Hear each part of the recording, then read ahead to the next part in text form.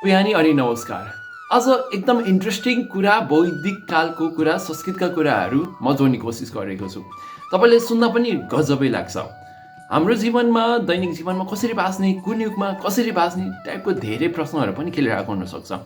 तपाईँलाई विभिन्न रूपमा विभाजन गरेर म प्रस्तुत गर्न गइरहेको छु। ध्यान दिएर सुन्नु होला है त। अब बिहानको समय कुन युगमा कसरी तरिकाले बाँच्ने, बिहानको समय भनेको ब्रह्म मुहुर्तको समय हो, हामी सबैलाई थाहा छ। तसर्थ बिहानको समयमा तपाईँ सत्ययुग जसरी बाँच्नुहोस्, जसरी सत्ययुगमा एकदम सत्यता थियो, भगवानहरूको राम्रो कुराहरू रहेको थियो, कतै पनि अहिंसा थिएन, सबै ठाउँमा शान्ति थियो। हो, त्यस्तै हाम्रो मन पनि शान्त हुनुपर्छ, हाम्रो शरीर पनि शान्त हुनुपर्छ। मर्निङ सोज द डे भन्ने पनि गरिन्छ होइन, पक्कै पनि हो।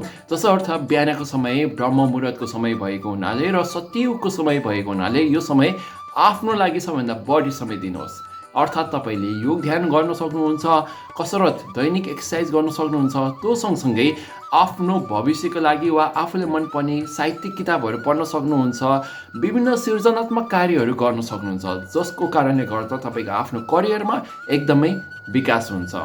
र त्यो सँगसँगै सामाजिक सञ्जाल भने बिहानको समयमा सकेसम्म नचलाउनु पनि भन्ने गरिन्छ, किनकि यो सत्ययुगको समय हो।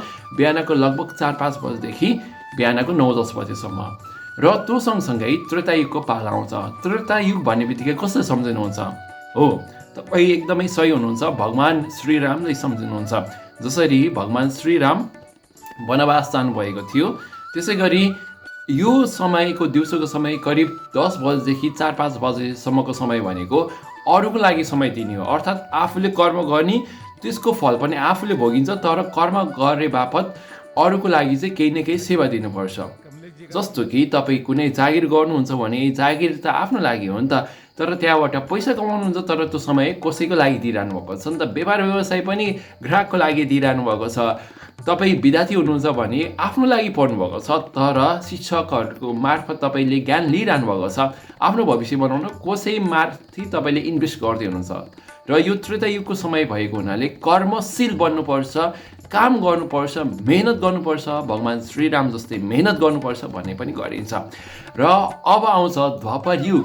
द्वापर युग सबैलाई मनपर्ने युग पनि हो, किनकि यो समयमा भगवान् श्रीकृष्ण जन्मिनु भएको थियो। अर्थात् श्रीकृष्ण भन्ने बित्तिकै रमाइलोपन भनेको आफ्नो परिवारसँग समय बिताउने समय भनेको पनि द्वापर युगमै हो। जसरी भगवान् श्रीकृष्णले आफ्नो परिवारहरूलाई अगाडि बढाउनु भएको थियो, त्यसै गरी यो समयमा तपाईँ विशेष गरी बेलुकाको 5-6 बजेदेखि लगभग 9-10 बजेसम्मको समय भनेको दिनभरि एकदमै काम गरेको हुन्छ वा पढाइ गरेको हुन्छ, विभिन्न दौडधुप भइरहेको हुन्छ।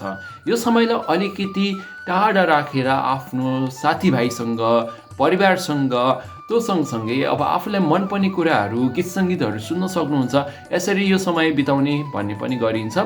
र यो हाम्रो अहिले पछिल्लो प्रचलन चाहिँ के छ भने मोबाइल भइसके पछाडि द्वापरयुग कलियुग सबै साइड लाग भनेर मोबाइलमै हामी व्यस्त हुन्छ। तर अलिकति मोबाइललाई साइडमा राखौँ, आफ्नो परिवारहरूको समस्याहरू सुनौँ, उपलब्धिहरू सुनौँ, छलफल गरौँ, त्यो मजा नै छुट्टै हुन्छ। सँगै बसेर कुराकानीहरू गर्ने क्रममा एकदमै सकारात्मक ऊर्जा पनि आउँछ र दिनभरिको थकानलाई, त्रेतायुगको थकानलाई कम गर्नले एकदमै ठुलो सहयोग पुर्याइरहेको छ।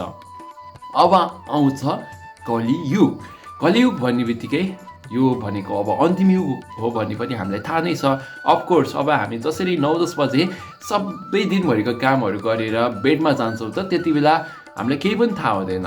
हामी भोलि बिहान उठ्दैनौँ केही स्योर छौँ त? पक्कै पनि छैन। तसर्थ कलियुग भनेको यो मेरो बसमा केही पनि छैन है भनेर हामी सुत्न जान्छौँ र कलियुगमा सकेसम्म अब क्रिएटिभ कामहरू चाहिँ नगर्नु भन्ने गरिन्छ। अब हुन त अहिले आफ्नो डेली ह्याबिट पनि हुनसक्छ, कसैले कुन स्वभाव हुन्छ, कसैले कुन स्वभाव हुन्छ, तर पनि कलियुग भनेको सुत्ने समय हो। यो सबै कुराहरूबाट, जिम्मेवारीहरूबाट टाढा रहेर तपाईँ कलियुगमा समयमा सुत्नुभयो भने सत्ययुगमा समयमै उठ्न सक्नुहुन्छ र अझै बढी सृजनात्मक कार्यहरू गर्न सक्नुहुन्छ। र यो पहिल्यैबाट चलिआएको चलन हो, यसमा अलिकति परिमार्जित भएको छ, तर सकेसम्म आफूलाई सुधार गर्ने प्रयास गर्नुहोला। सत्ययुग, त्रेतायुग, द्वापरयुग र कलियुग जस्तै तपाईँ बाँच्न सक्नुभयो भने तपाईँको जीवन साँच्चै नै खुसी र सुखी हुन्छ। धन्यवाद, शुभ दिन।